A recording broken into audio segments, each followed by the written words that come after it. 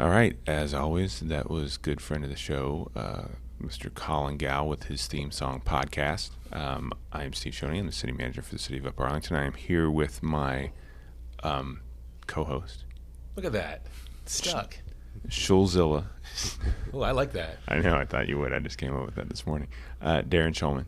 How about the Schulzilla? No, just Schulzilla. Okay, because when you put the no, you can't. You cannot start modifying. You just got to take it. Yes, it's a nickname. You right, can't work on your own nickname. You can't For workshop God's this sake, thing. man. Back to sidekick. I'm the city I know. attorney. Yes. You are back to sidekick because you tried to modify your nickname that I just came up with. Which I kind of like. It was Maggie and I were. I don't know how we started on this, but yeah, Schulzilla. I think that's what I called him Shoal Bro, which is a thing already. That is a thing. That's not really a name. That's just like a moniker. I started doing the old copy guy thing and. At the copies. Schulzilla.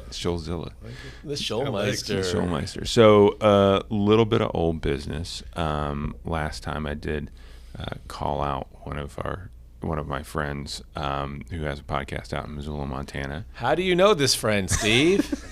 Where did you meet this individual? I met him in Boston at a little place called the Harvard Kennedy School. Those of us in the know just call it HKS. That's what your sidekick does for you. Yeah, exactly. So anyway, Josh appreciated the shout out. He is working. He has his comms team working on a new theme song. So when we get some updates on that, I will be back with another. Is he going to cross-pollinate and like hype us up so we can get some Montana Why hits? do you think I'm mentioning him again? It's like, dude, you just need to listen to this show. This is a pure like play to get another 2 listens. Well, in my other podcast, if you shout somebody out, they have to listen. No, I know. That's what I'm doing. So we'll do more of that today. So we are doing more than shouting out one person. We actually have him here as a guest. Good transition. You like that? With us today, we have Eric Wagenbrenner. Oh, no, I mean Mark Wagenbrenner. It happens all the time. Don't worry about it. That was actually intended. If you didn't pick it up, that was fully intentional. But now Eric has to listen. Eric has to I'm sure listen. he'll listen. So it's easy. I'm the fat one. That's what I tell everybody. We look alike, except I got about 30 pounds. So, in our last episode, we had somebody on who I've known Ori now for 5 or 6 years, and I have been afraid to pronounce his last name. So I'm going to continue with the asking questions I should have asked a long time ago, because you and I have now known each other for, 10, 12 years, something like that. Are you and your brother twins? No.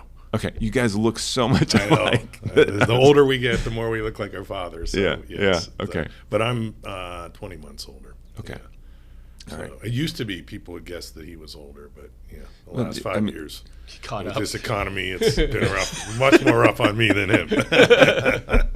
So you and your brother are principals with what used to be known as Wagenbrenner Development, the very creatively named Wagenbrenner Development, and you guys recently, a couple years ago, rebranded as Thrive Communities. Did I get that right? Companies.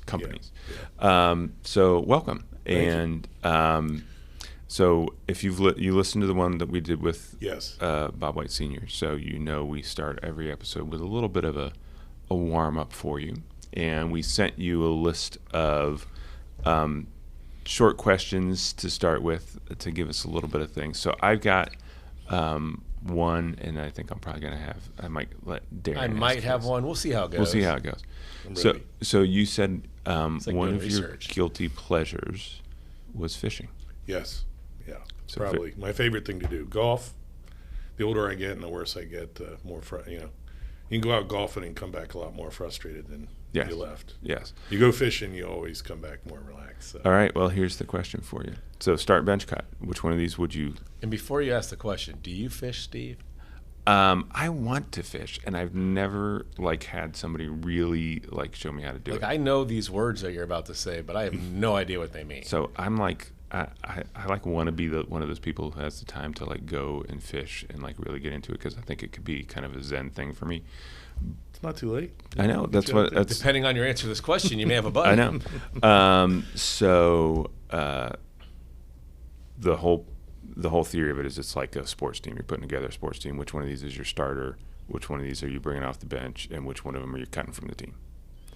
So your 3 things are Fly, Fly. saltwater sport, or bass.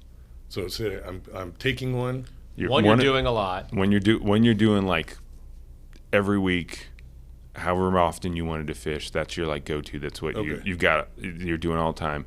One is your backup that you do whenever you feel like doing something different. The other one you can never do again. It's gone. Yeah. Well, I like all those, but what was the second one? Saltwater. Saltwater sport. Yeah, Fly. That's probably my one. Flies too. And I used to be an avid bass fisherman, but since I've moved down to Florida in the winter, that's taken most of my time. All right. So for those So of you us, do all those kind of fishing? Oh yeah. Like, Yeah. can you give us like what is that? So, like fly fishing is fly fishing with rod. You can actually, people don't know how good the fly fishing is in the Scioto below the Griggs. Is that like just a little thing on the end of a thing? Yeah, you have different patterns, and so you can actually get a guide at Mad River and go. People say carp, but they're very sporting. If you catch a carp on a fly, so you throw different patterns for the fish that you're fishing for. There's good smallmouth fishing down there too. So when I got the time on a Sunday afternoon or Saturday afternoon, I'll stroll down there, and I used to take my dogs with me and just wait around and throw a fly around, and you don't catch as much, or I can't catch as much on a fly as I can lures, but all right, I'm sorry. What's the difference between a fly and a lure? A lure's plastic. you really know nothing about fishing. It's like, No, I mean I know the words, but like yeah. Oh no, it's a whole science. It's like one is like they're scented, scented. it looks like a little fish. Yeah, and all that. crawdad. I mean, you're trying to throw whatever they're eating at the time. So coming up, this is a soft crawl season, so they'll really start feeding on crawdads that are, they get bumped down the rapids, and that's where you usually find the And what's the smallmouth. fly? Just like a little. A fly, you can throw one that looks like that, a pattern, but they're different colors, different sizes, different weights. Some float, some sink, all depending. And all this on stuff what, matters and affects Sure. stuff. You Oh, can't just dude. put a worm on it and throw it out there. I mean, you can, but they usually everything eats worms and shrimp. But it's if you know what's in season and you throw what they're feeding on, your success rate goes up a lot. So, yeah. Can I It's ask a another science. dumb question? Yeah, go ahead. So, like, when you catch these fish, do you like just check them out, take a picture, and throw them back, or do you like eat them?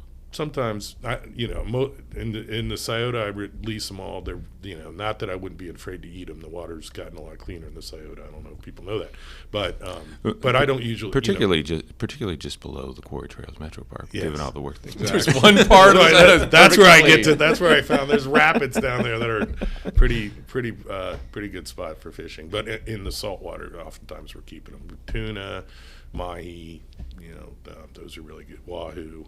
So yeah, now I'm kind of little dorky. I'm kind of like a fish butcher. So once we catch Really? fish, I take them home, clean them up, and then I got this Mac Daddy, cryo freeze shrink wrapper. Oh, wow. Shrink wrap them, put them in the refrigerator, freeze them, bring them home, and hand them out. So to do you friends. have I'll bring you guys some fish this winter. Sweet, that'd be great. That's best This podcast is a successful ever. podcast All right, already. Thank you very much for your time. We're going to wrap it up. So, like, do you at your house, whether it's here or down in Florida, do you have like in the garage a special cleaning sink and all that sort of stuff, or do you actually get to bring it in the house? We usually clean it at the dock. 'Cause Okay. that's the stinky part. Cleaning And means take off the. Yeah, you get it, It means close, getting the guts out. and then you trim it up. You can trim it up in the kitchen, and it doesn't stink it up too bad. I don't put anything down the dishwasher that could get a little, or the disposal that could get a little stinky. But no, Leah lets me bring it in the house. But it is you got to do it fresh. You can't even smell it when it's that fresh. And then once you get it in cryo shrunk in the plastic, it's forever. amazing. Yeah, it's great. You mentioned golf versus fishing. If you go out fishing, A, do you usually get a fish? Or B, if you don't get one, is that not the point? You're still happy just being out there. Yeah, the latter. I mean, oftentimes, particularly in the ocean, you almost always catch. I don't know if I've ever not caught a fish, but like I said, you don't it's routine. You can get out in the Scioto, the water's running too high or something, and you're just throwing the fly around. You're not catching much, but it's still very relaxing. It's quite sporting, to try to get really accurate with either a lure on a spinning rod or a fly rod. It's you're doing something the whole time. You're spotting something, trying to get the target, put it on there. So it's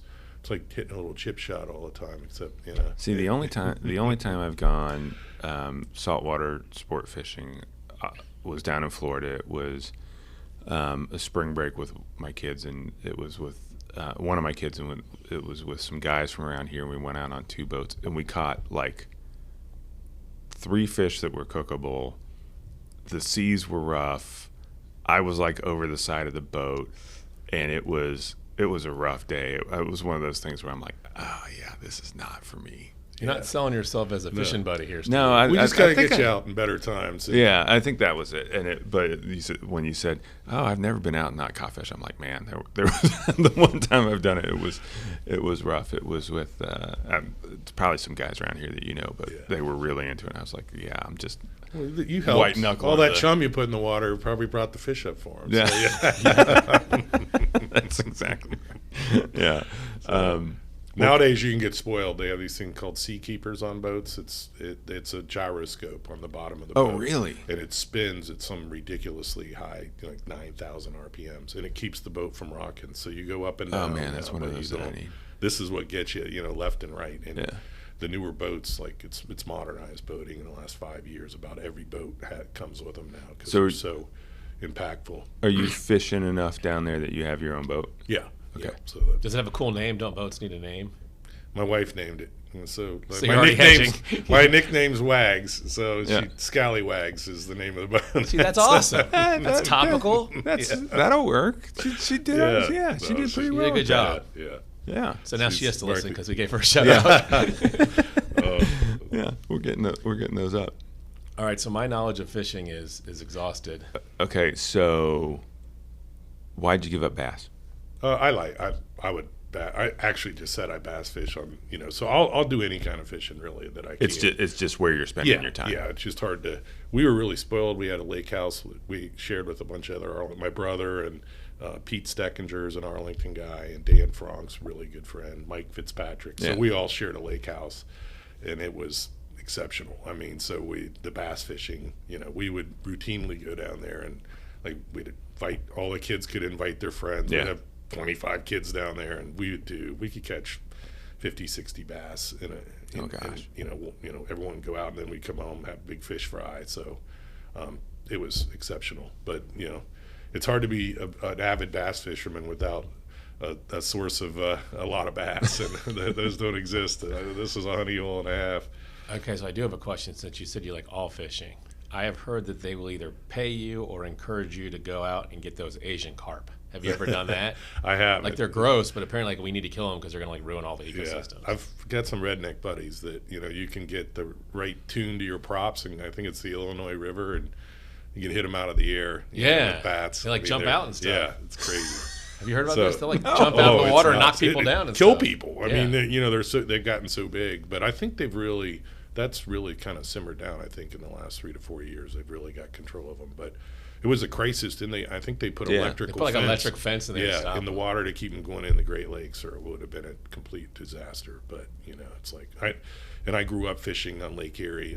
We grew up on the east side, and our neighbor was Coach Gene Millard, and so none of us fished. My dad didn't even fish, but he got us started, and so he had 3 boys and 2 boys, and we had 4. So we would go on trips and fishing trips, and pretty much, he would watch the water temperature up at Lake Erie, and right before the smallmouth come on bed, it's some kind of water temperature he'd watch, and we'd get pulled out of school and run up there, and he'd catch like 300 bass in a weekend. It was just exceptional. I mean, he was And I bet the you didn't best have fisherman the, I ever had. No. You didn't have the cryo freezer at the No, time. no, That would have no. been nice. We had the old 18-foot, boat from Tennessee. He grew up in the hills of Tennessee. It was something. So how'd you end up coming from the east side? How'd you get your pass from the east side into Upper Arlington? I mean, that takes some doing. Yeah, no, I was living in Chicago, and there's a public golf course called Waveland, and it was historic. It's 9 holes, and it would take you 4 hours to play 9 holes, so you had to be really patient. Well, I'm playing, and some a-hole behind me keeps hitting the ball into us. So finally, I'm like, my buddy's there, and I'm like, throw that ball over here, and I teed it up, and I hit it back at him. Guy comes up, he's like, oh, I'm so sorry. So it ends up being Dan Frank, who, I saw on his bag, he had a Scioto thing, and I'm like, you're from Columbus? And So then I'm like, well, you've been hitting into us all day. Why don't you just play with us? So we probably played 5 holes, and we went out afterwards and he had just moved to town in Chicago, and I'd already been there. So, man, we got to be really, really good friends fast. And then a lot of the Columbus kids that lived in Chicago around the holidays, we'd all carpool home for the holidays. So he was dating a girl that he ended up marrying and I knew her a little bit from Miami. Her maiden name was Kelly Curry, another Arlington. And so we would go home, and she'd be like, "Oh my God, I got the perfect person to set you up with. This would be perfect," And I'm like, "Yeah, right." At that age, I wasn't interested. But as time moved on, they ended up getting married, and I walked down the aisle with Leah Crusetti, who was neighbors of Kelly that lived up in North Arlington, grew up there, and so.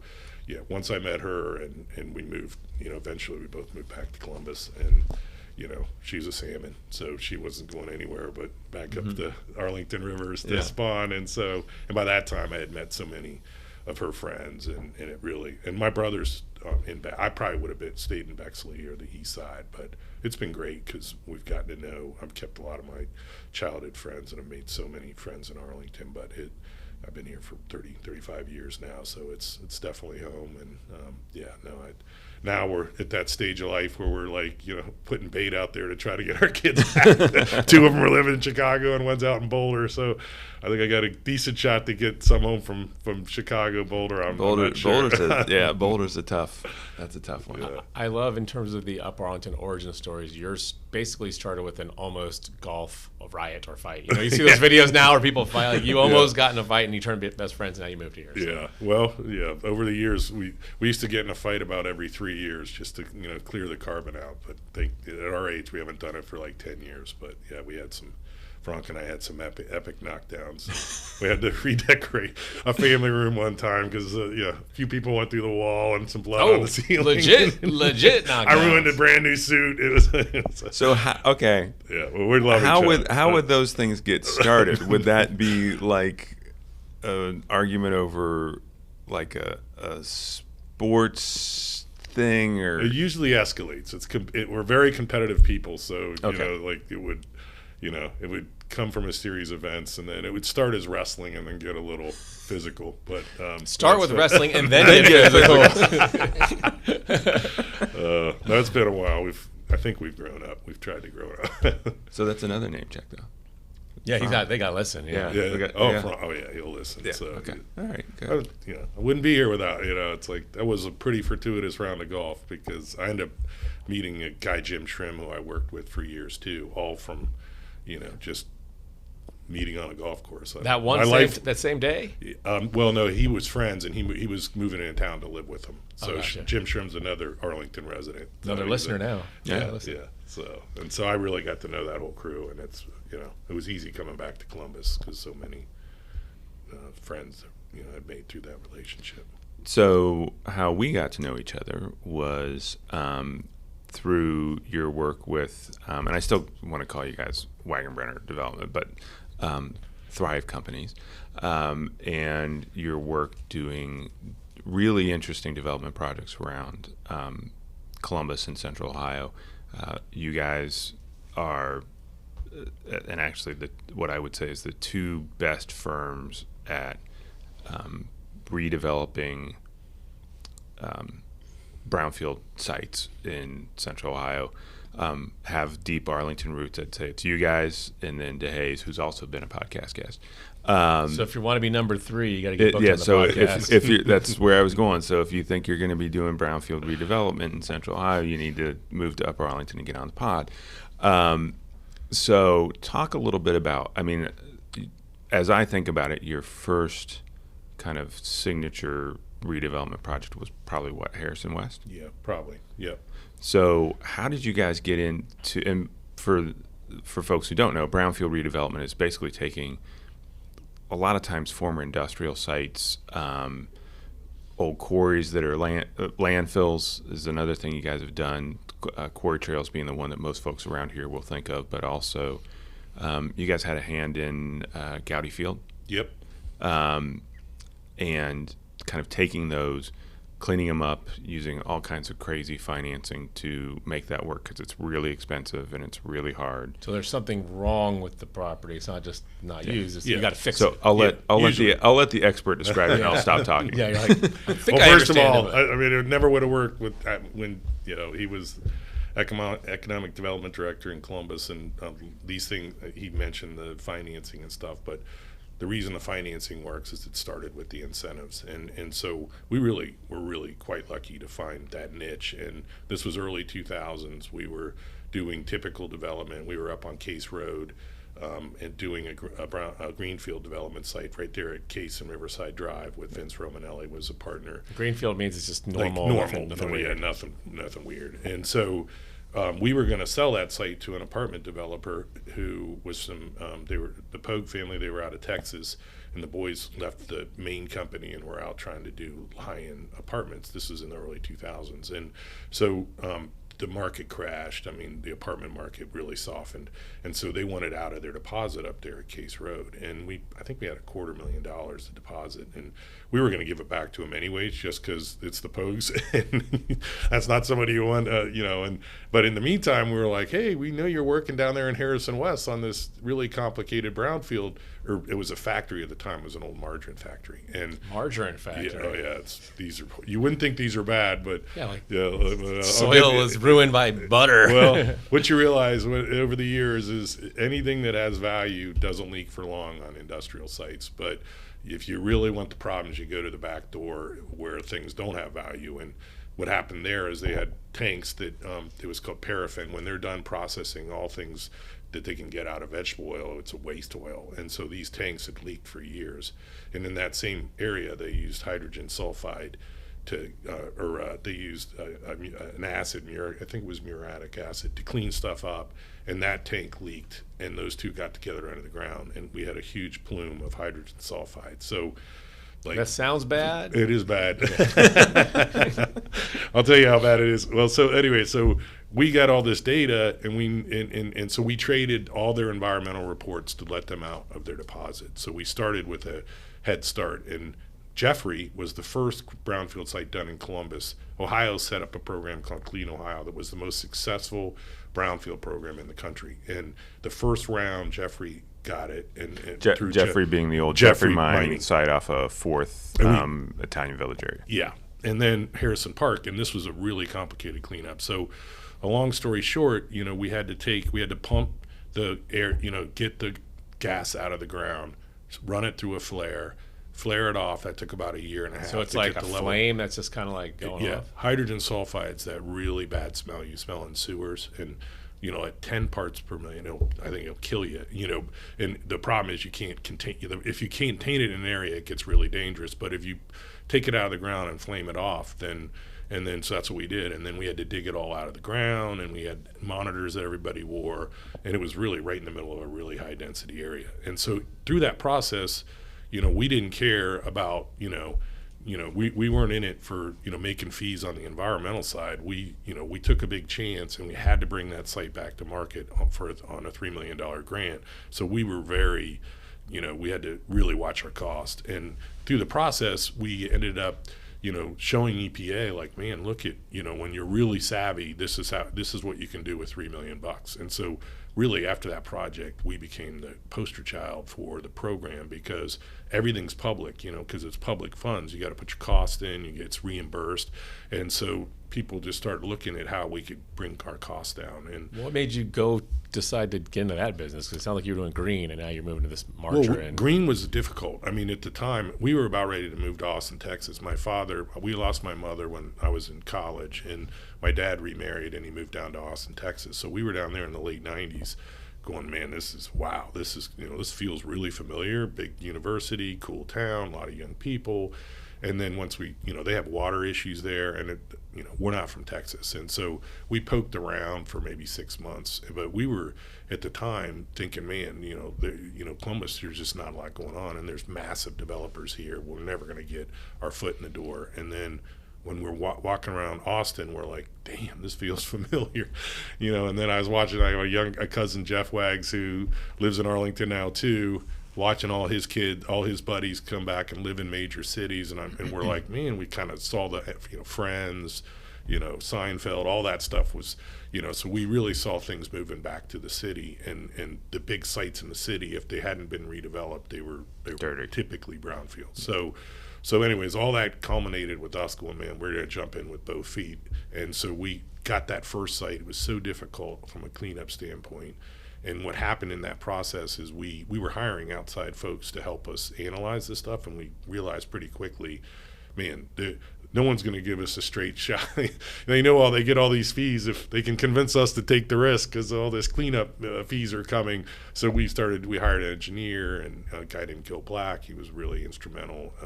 So he came over with us so we could have somebody on our side of the table so we could really understand the risks of what we were doing and cleaning these sites up. So we ended up doing 17 large-scale cleanups, not all through Clean Ohio. I mean, it's kind of a crazy, companies that are the responsible parties for cleanups are always responsible. So we had public companies, I probably shouldn't say who it is, but had big problems with cleanups, and they were paying millions of dollars a year to keep a site mothballed. And when a developer can come in and clean it up, we take everything through the EPA, and at the end you get something called a covenant not to sue from the EPA stating that it's house seal approval, you've done everything right. And that lets the original company off the hook at that point too, because right. It's clean. Well, if we can get them we can add them to the release basically. Okay. And so we've had public companies that had millions and millions of dollars on their books, in reserves, waiting to either fund this or eventually clean it up. And so it became a really interesting niche where we could take on large good, where Rogue Fitness is now. That was a big cleanup. That was Timken. Yeah, what are some other cool ones that people might know? Well, and before we move on from Harrison West, just to give folks a perspective, because over time you lose kind of some of the sense of kind of what was there before, the geography of it. This is Harrison West is, if you're headed down 315, or Olentangy River Road, it's on the east side of the river, just south of 3rd. Yeah. Right. It's right on the river. It's right on the river, right close to downtown. These days it almost kind of starts to bleed into Victorian, Italian Village. Vic Village. Vic. Kind of area. So there used to be industrial plants right in the heart of the city that had bad stuff in them, and these guys are going in and turning it back into these places where people really want to live. There's some, I'm not sure all this is true, and there's a lot of it's urban, but they used to keep changing their name every 3 years. In that margarine plant, it was AC Humco, but they hydrogenated oils there, so they had hydrogen tanks on site, and it's it if seems one like of those I shouldn't things eat margarine is what you're kind of subtly well, if telling those me. things crank off, it would have just leveled. It's why do you have an industrial facility like that, packed in the middle of a bunch of people? And that plant really, they'd cook at night and it would smell, terrible. I mean, so it was just, that should have left a long time ago. And when we got involved in that deal, the other thing that we really cut our teeth on is there's a lady down there called Mary Funk, and she pretty much ran the Pogues out of town, and everyone's like, who's this Mary Funk? And she was Mayor Coleman's, I think, I don't know, she was really tight with Mayor Coleman. What did Mary do? God. She kind of moved around a few times, but incredibly, I'm a sweet old lady. She wasn't super old at the time, but, hung out on her porch, was really the rock of Harrison West.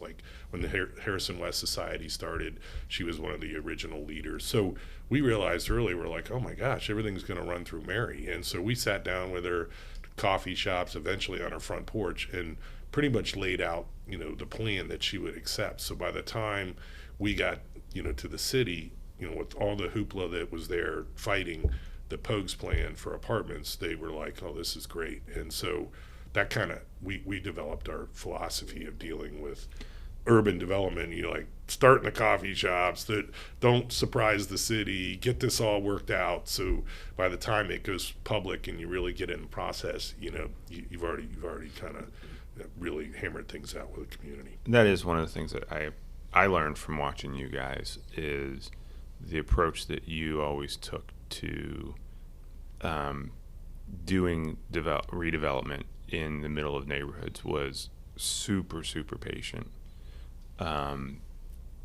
And taking the time to really sit down and explain to people in the community the why, right? It's we can't give you everything you want, and here's why. Yeah, that particularly what we were doing, because these are large scale industrial. I mean, we're on phase 11 at Jeffrey Park, and so we've been there for 10 years. And so when you have these big sites, you're like, don't fall in love with this plan, because we're gonna, over a 10-year period, we're gonna have to pivot multiple times. So here's what we can tell you. This is how we do business, and and when things change, we'll come back to you. I mean, I don't even know how many times we've been to Italian Village, commission, society, but a lot, because of the 11 phases we had, we probably have planned 22 phases, because half of them get shelled. I mean, office just came off, hit rock bottom. We were going to build an office building, had a design ready to go, and had to pull it. And so, but anyways, it's tricky, and that's why you got to build such good relationships early, because everybody wants to look at a plan and say, you're going to give me that, and that that's not possible. I mean, on these big sites, they just take too long. I mean, we'll be at the quarry for 10 years plus. I mean, even as well as it's going, and apartments are leasing up fast. It's just it's an 80, it's 2,000 units. Are most of your projects like taking whatever's there down, cleaning the land, and then building new, or are you reusing? Like mostly taking it down. I mean, these sites are tough.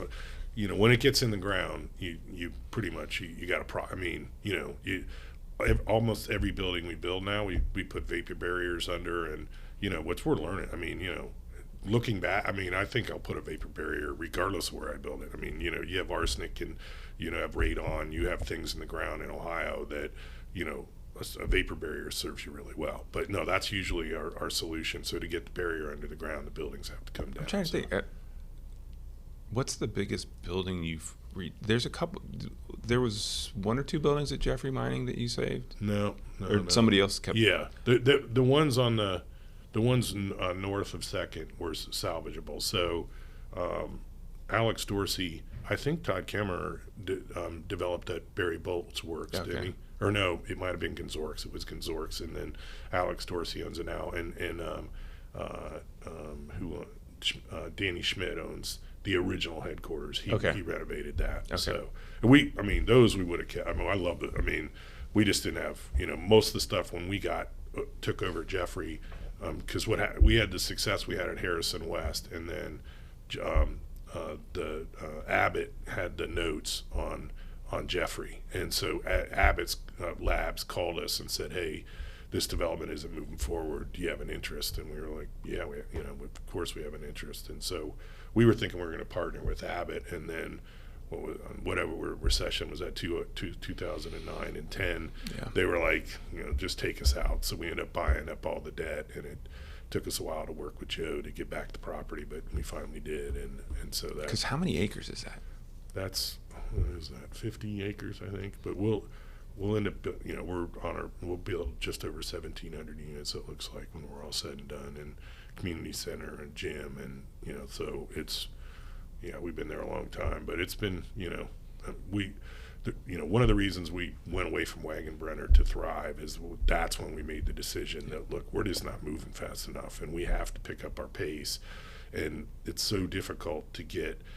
Our hope was that we could just continue to develop and get, we partner with Daimler, we partner with Russilli, a ton with Elford, and we'd let those guys build everything. But it gets really hard to keep up the pace and get structured parking is so expensive. If you don't share that structured parking with office in the day and residential at night, these deals don't work. And getting two strangers to agree as to what the hour, so all of a sudden we really needed to step up and be a really fully integrated vertical development, from nuts to bolts, and that's what we've done. So it's not just a name change; you've kind of reformed what you're doing. Yeah. Well, we knew that when we build this operating business, it's probably it'll have, someday have value, and and it's a size. We have over, we're approaching 200 employees now, so we've really grown from 5.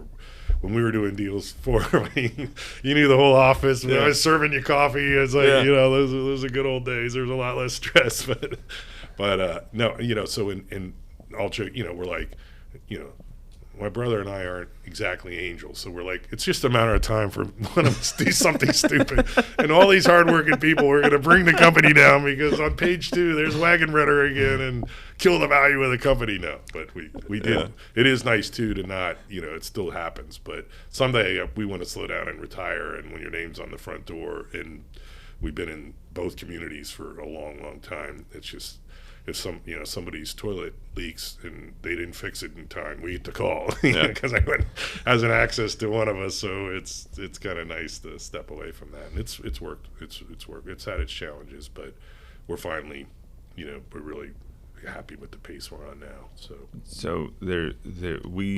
when I was at the City of Columbus, there were 2 things that we worked on that were particularly fun. One of which didn't work out, which was the most bizarre pursuit I've ever had in economic development, was when we went after Stone Brewing, which was a lot of fun. It's the first time I've ever had something that was like, it was like if social media was as advanced back then. This was 10 years ago now, probably. Yeah, I would think at least. If social media was as advanced now as it was then, it would have been completely off the hook. But we had like hashtags where like it was an open pursuit. We flew out to San Diego with Coleman and Mayor Coleman and went out there, and they're taking selfies with us. We had them. They're taking selfies with you? Yeah, with the well, not with me, with the mayor. I was like, got Steve here. He carried a lot of weight, but he's going to have a podcast someday. His checkbook at the time. Yeah, I did. Yeah, I had the ability to offer a little bit more incentive-wise, not personally, but just incentive-wise.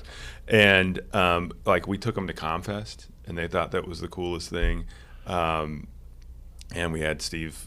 Were you coming from a factory or their headquarters? We were trying to get him to put a distillery. Where were we trying to get him to go? At the Timken site. No, at the where Rogue. Where Rogue is. We're That's so right. lucky. Yeah, because that was a good loss. Yeah, and all that publicity caught the eye of the Rogue guys, and they called and said, we didn't even know who they were. And they're like, hey, we're growing kind of fast, and we need a place. And then we just, holy smoke! I mean, that company is just incredible. I forgot that was where Rogue was. And then the other thing that led to was BrewDog. Yeah, BrewDog found out about Columbus because of Great Coke. That's the guy. I couldn't get his name. That's right. Great Coke. Yeah. But we had one of your great staff members, Steve Ballinger, delivering, bringing bikes to these guys with like little growler holders on it. Yeah, it was crazy. So because Great Coke, he was like the Jesus of beer. So quick story, he grew up. I mean, I thought we knew everybody in town, and I'm like, what? Who's this Great Coke? And it turns out his dad lived in Pataskala. I forgot about this. Remember this? And I'm like, and he lives in this little, sounds like a little farmhouse. I never saw a house, obviously, but he started van masters in the 70s, and he was an airbrush artist, so he would paint the side of vans, and he grew van master. I don't know, you guys are maybe too young, but in the 70s these conversion vans were all the craze, and so he ended up selling that business for sounded like a hell of a lot of money, and just went to all his kids and said, hey, you don't have to go to college, you get $1 million when you graduate, or some big amount of money, do whatever you want. And Great Coke was into music and went out to the West Coast and was going to build a music business, and met somebody out there, I forget the guy's name, and so they both loved making beer, and that was their hobby. And the music business went so-so, but they started Stone Brewing at the same time. The godfathers of American beer were Stone, Anchor Steam. They were all in that San Francisco area. And so Greg Koch has this long beard. He looks like Jesus. And we watched this. He was at Google. At lunch they had speakers in. And so he's flipping up these boards like, this is what happened to the wine industry. It got fractured in the mid 70s, and O.P. Gallo controlled, and then all these wineries formed, and this is what it looks like now. And he's like, here's the American beer scene. And so this is right before the beer thing took off, and my God, was he right. And so that's why Stone was huge on the West Coast. Their campus in San Diego is unbelievable. Yeah. we really never had a chance. I mean, they knew they needed to be on I-95, and they ended up going to Richmond, Virginia. Yeah. But yeah, in the process, they were really good friends, Greg Koch and the guy that had Brewdog, and so he really wanted something to come to Columbus, and he helped get Brewdog here. But And then Brewdog saved the crew, didn't they? No. They were part of some. I thought they were part of like the. I thought they were The part short of answer is no. yeah. Steve saved the crew. No. I wouldn't say that either, but no, Brewdog did not save the crew.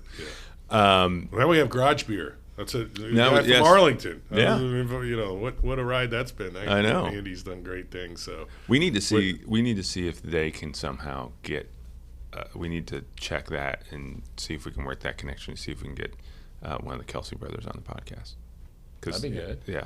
No, it's never gonna happen, but we can try. Can we do it in a get garage? Andy Sauer, he put it all together. So he's Jeff, my cousin's neighbor. That's how we found. Yeah. Okay. So that's a great story too. I won't ruin it for him, but he had done something else prior with the Kelseys, and then when this came during COVID, I think all these 40-somethings guys realized they couldn't drink IPAs and because they were getting fat and getting too drunk, chasing their kids around as everyone was home from COVID. So I'm going to find a really good light beer and market it, and bam, did it work? All right. Jeff Sauer. Get him Make on it the happen. pod. Andy Sauer, yeah. Andy If Sauer. you get the name wrong, we're definitely not going to be able to find him. Yeah. Cut that part out where I got the name wrong. The I didn't really mean to cut it out. Maggie's like marking down the times. This is like real producer work. This is So fancy. the other thing that has really close to UA that I think I hope a lot of folks here have been to and have fallen in love with is quarry trails. And so you want to talk a little bit about what that is. And I know that's been a really big project for you guys. I remember, again, one of my favorite memories from Columbus is riding around on fat tire mountain bikes through the site while you guys are trying to describe what's going to be there.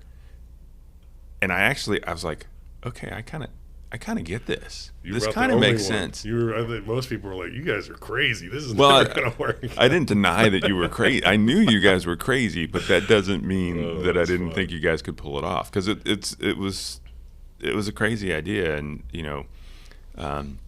between you guys and the folks at Metro Parks, Tim, I think that shared vision that you guys had, it's become a great asset for the entire community, especially the folks in Upper Arlington who kind of make their way across the bridge. It's a real gem.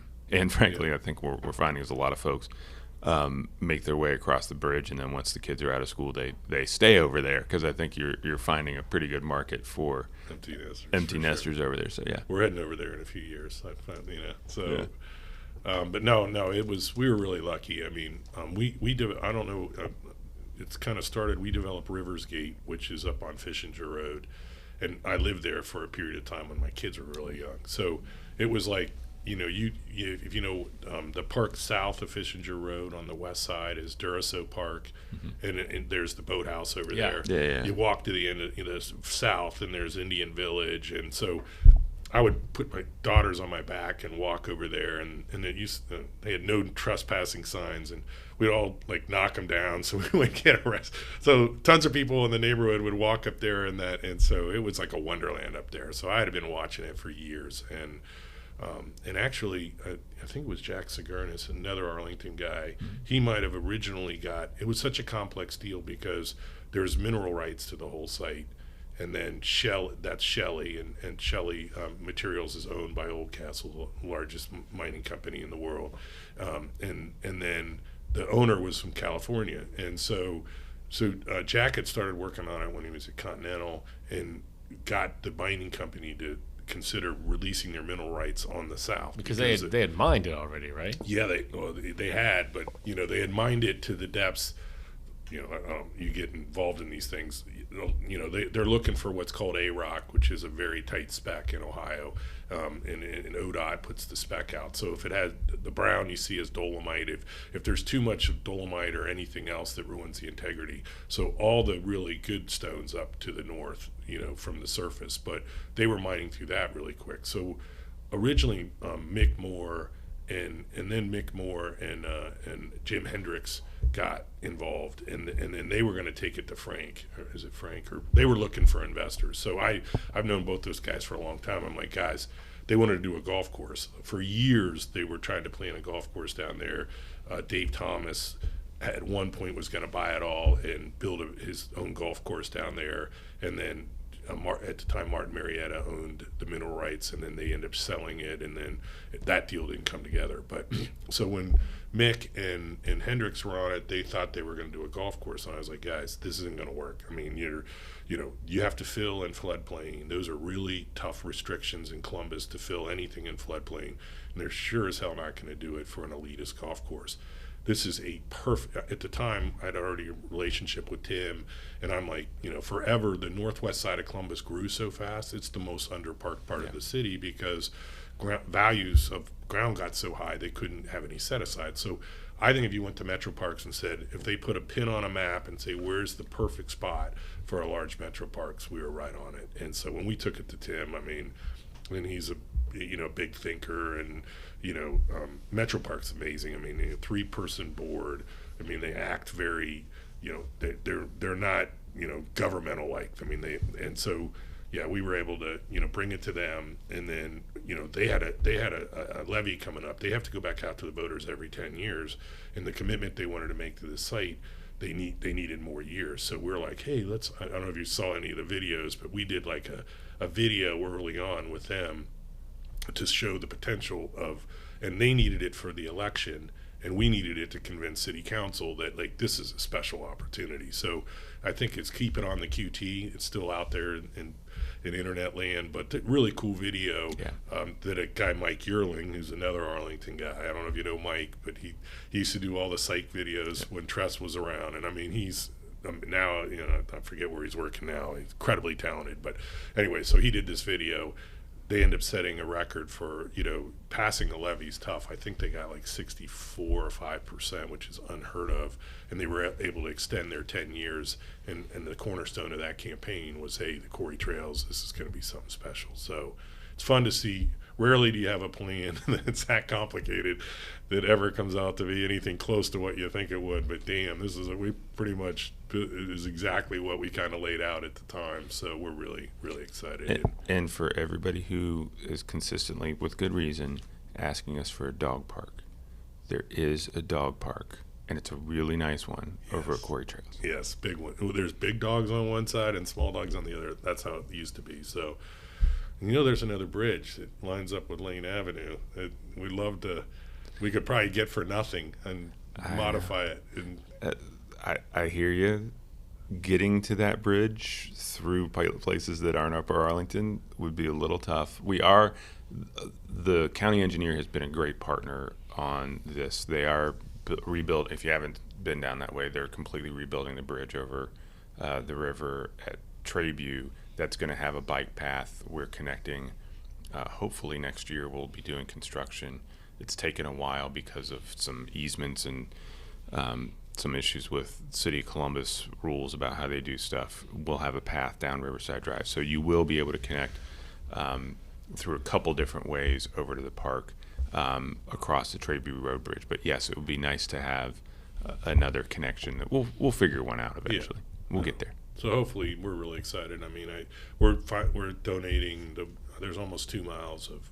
The plan was always to donate it, and so now, I mean, Metro Parks' focus has been in the probably on the west side of the park, but now that we're donating the riverfront to them, so there's a natural pass down there now. But once it gets into their hands, there'll be a lot more plans for more pass, and I'm trying to convince them to expand the mountain biking, and we have a project further down the river at West Bend at McKinley, and we think we'd love to get trails along the river, mountain biking trails all the way into downtown, and so you could get on a mountain bike. And I mean, it's pretty rigorous. I don't know if you've seen the north end of the quarry, but Tim Soler, we were like, Tim, don't wussify this place. We want to attract young, and I think he lost his mind. He built that mountain biking course. And we're like, it's for real. We're like, Tim, what have you done? I don't think I can go down I can only go down one path. I'm like, it's like there's like 20-foot drops, and I'm like, we're gonna build a medical center at the bottom of the hill because there'll be so many. And then it's Via Ferrata. I don't know if you've checked that out, but that's it's a rock climbing along 200-foot face, and you hook onto a cable, and they keep having people freeze up, and, in the middle of the. But it's a lot. Yeah, of fun. I will observe that from a distance. So you mentioned you guys are getting ready to do something down on McKinley. So what's next for you guys? Really excited about that. It's an old junkyard site, so I think it's going to be a total about 80 acres, and then there's a big lagoon back there. So what again? Really, the mining that happened from really where we are at the Quarry Trails, the north end of that site, all the way into downtown, was mined over the years. So behind Hidden Lakes, there's a big, basically they mined, sand and gravel, and they built a berm around it. Well, over the years, the river's knocked down the berm in areas so that it's connected to the river. But you have these lagoons back there that, the birds and the fishing and you're like a mile from downtown. And they're like good lagoons or like I was going to say when a Brownfields guy starts talking about lagoons, it gets me worried. Is there margarine in it? Or? No. This is a little.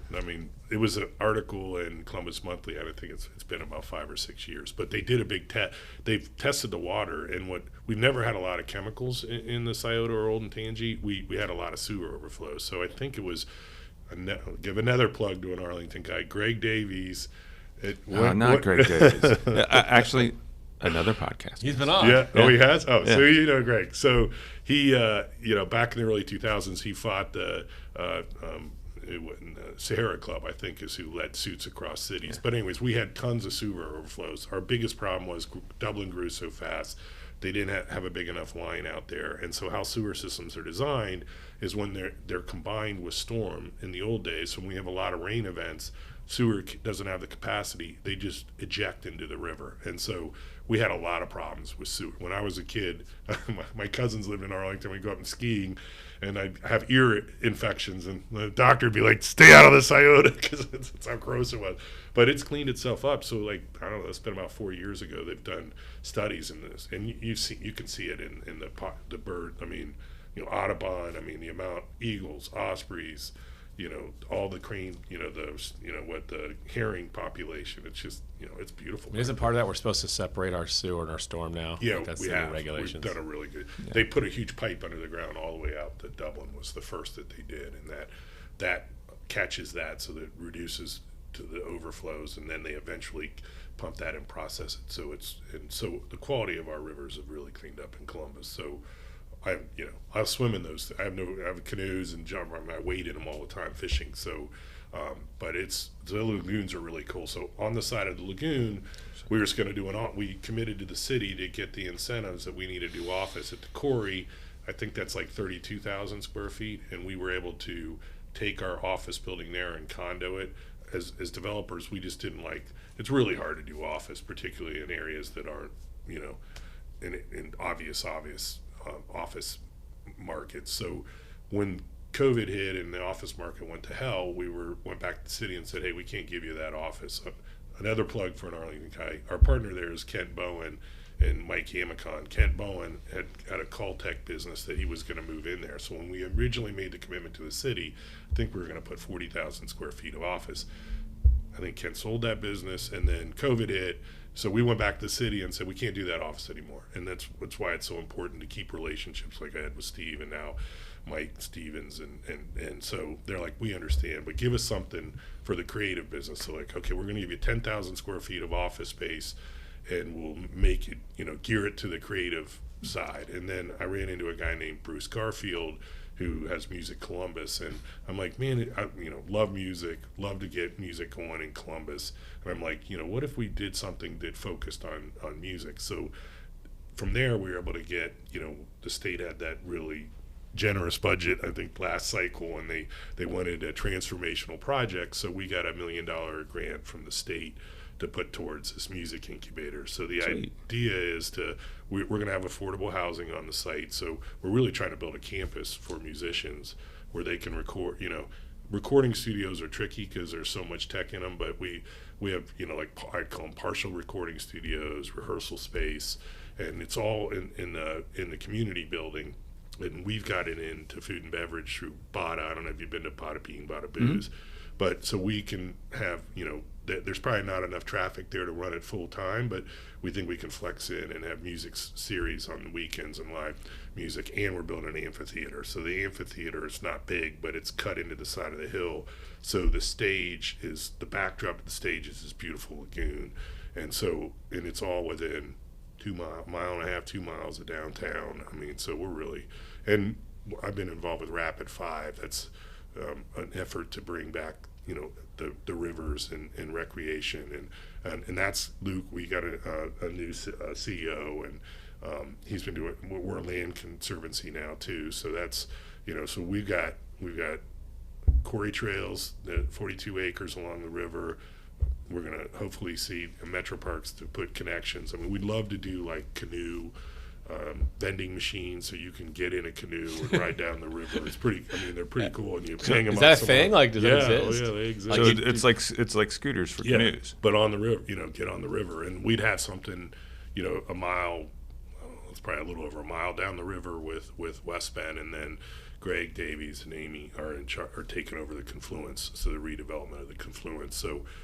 We got one low-head dam in there that, has to stay, but hopefully we can find there's ways to get. Is that the one down by the water plant? Yeah, it's critical to keep the water levels up for the water intake. So, but anyways, it's super exciting. I love the outdoors, and who would have thought you could, have so many opportunities to have so much fun and bring, the outdoors back to, Arlington and Grandview and Columbus. You had me at canoe vending machine. I need to see this. Well, and credit to you and your team, and another gratuitous shout out, my former colleague Joe Reedy. I think you guys, when you say who would have thought, I think it was you guys. Yeah, Joe's been, he's been the cornerstone.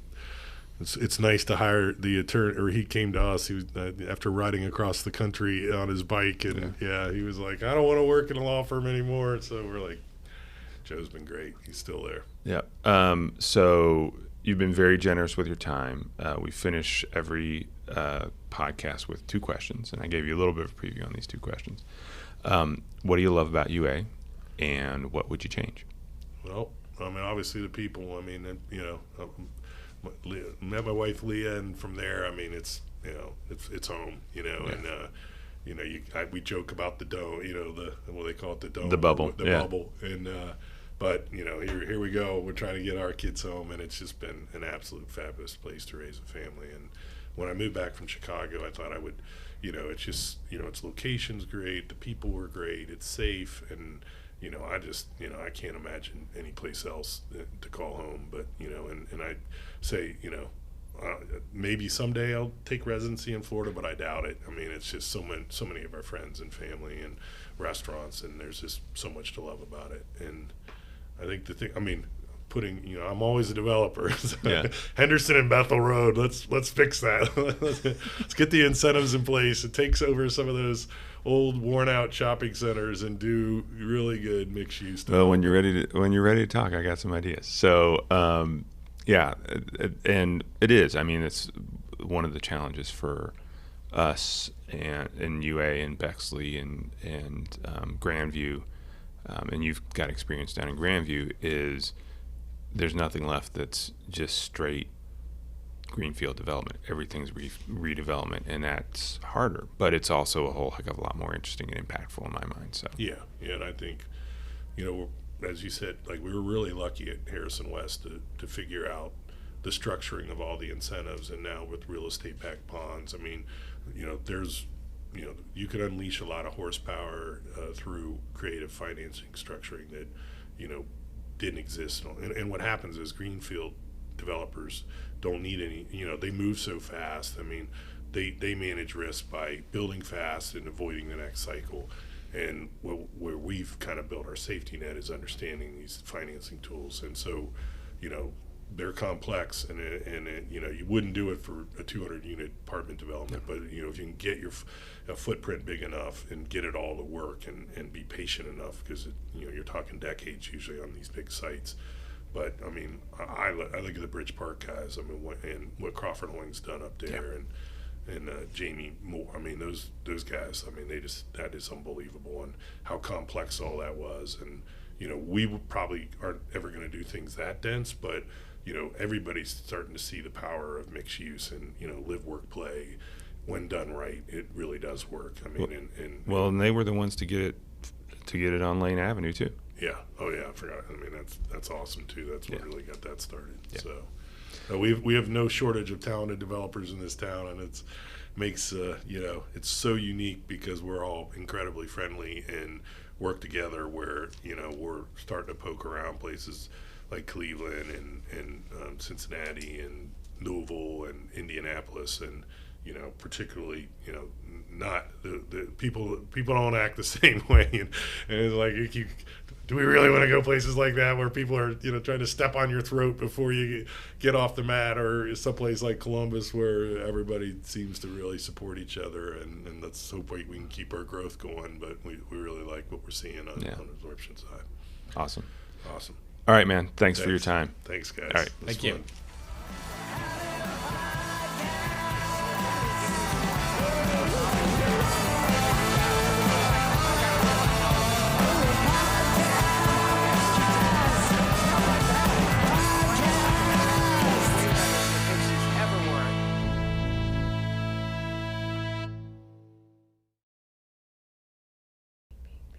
Boom, chicka, boom, chicka, boom, boom, boom, chicka. Wee, wee, wee. Whoa. Okay, Justin Timberlake. You weren't recording that, were you? Yes, I was.